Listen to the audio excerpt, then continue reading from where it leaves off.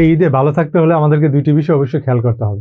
এক নম্বর বিষয় হচ্ছে ফ্রিজের বিষয়টা। আমরা যে মাংস প্রসেস করে ফ্রিজে রাখি, একটা জিনিস মনে রাখবেন, এই ফ্রিজিং এর বিষয়টা, ফ্রিজ হচ্ছে আমাদের কিন্তু মাস কি মাস, বছর কি বছর ধরে জীবাণু প্রিজার্ভের একটা জায়গা, যেখান থেকে আপনি প্রতিনিয়ত অনেক জীবাণু দিয়ে রোগাক্রান্ত হচ্ছেন, আপনি জানেনও না যে ফ্রিজ থেকে খাবার কারণে হচ্ছেন। আসলে এই ফ্রিজিং এর খাবারগুলো যে আমাদের কত সমস্যার কারণ বোঝানো যাবে না। তবে শর্টলি বলি, এই ফ্রিজের থেকে যে আপনার জীবাণুটা থাকে, মাংসের যে রক্ত পানি, এগুলো কিন্তু ফ্রিজের অন্যতম খাবার। সেই জন্য আপনি মাংস রাখার আগে অবশ্যই ফ্রিজটা পরিষ্কার করে নেবেন। সেটা কিভাবে পরিষ্কার করবেন? ফ্রিজের লাইনটা অফ করার পর যখন কারেন্ট থাকবে না, আপনার বরফগুলো জমে আছে, প্রত্যেকটা বরফকে গলতে সময় দিবেন, এগুলোকে ভাঙবেন এবং ভিতরে সবকিছু বরফ টরফ বের করে পানিটা যখন বের হয়ে যাবে, তখন ডিটারজেন্ট দিয়ে একদম পানি করে ধুয়ে, কারণ ডিটারজেন্ট দিয়ে ধুইলে আপনার যে ভাইরাস থাকে এগুলো মরবে, ব্যাকটেরিয়া থাকে এগুলো মরবে।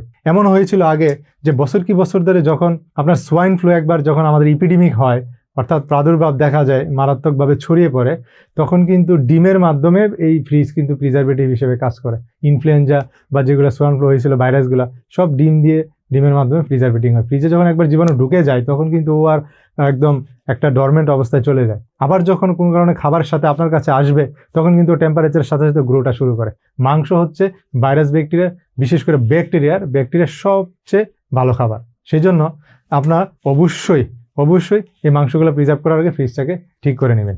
আর দ্বিতীয়ত হচ্ছে, আমরা যে জিনিসগুলো ইউজ মাংস কাটার জন্য, এগুলো বছর কি বছর ধরে আমরা একটা জায়গায় প্রিজার্ভ করে রেখে দিই, তখন কিন্তু এগুলো আমরা গ্রামের ভাষায় বলি জং ধরে যায়, সাথে সাথে ময়লা লেগে থাকে। এগুলো কিন্তু আপনারা অবশ্যই লবণ পানি দিয়ে, ডিটারজেন্ট দিয়ে, এমনকি যে জং ধরা যে বিষয়টা, এটা প্রয়োজন হলে বাজারে নিয়ে আপনার দা কোদাল যেগুলো আমরা পরিষ্কার করে নিয়ে আসি, সেই পরিষ্কারের মাধ্যমে এগুলোকে ঠিক করতে হবে। প্রয়োজন হলে ভিনেগার পানিতে ভিজিয়ে রাখতে হবে, তারপরে আলটিমেটলি পরিষ্কার করে এটা যেন মাংস কাটা হয়। আদারওয়াইজ এটা থেকে বিভিন্ন ধরনের জীবাণু মাংসের মধ্যে ঢুকে যাবে, যেগুলো আপনি বিভিন্ন সময় অসুস্থতার কারণ হবে। আর যে জীবাণুটাই ঢুকবে না কেন মাংসের মধ্যে, ও কিন্তু খুব ভালো সার্ভাইভেল এবং মাল্টিপ্লাই করবে তাড়াতাড়ি। আলটিমেটলি আপনার একটা কঠিন একটা রোগ হওয়ার জন্য যথেষ্ট হবে। এবং অনেকেই কিন্তু আক্রান্ত হচ্ছেন ঈদের পর। সো ঈদের পরে যেন অসুস্থতার মাত্রাটা কমে আসে, আপনারা খেয়াল করে এই বিষয়গুলো ডিল করবেন ইনশাআল্লাহ। সালাম আলাইকুম।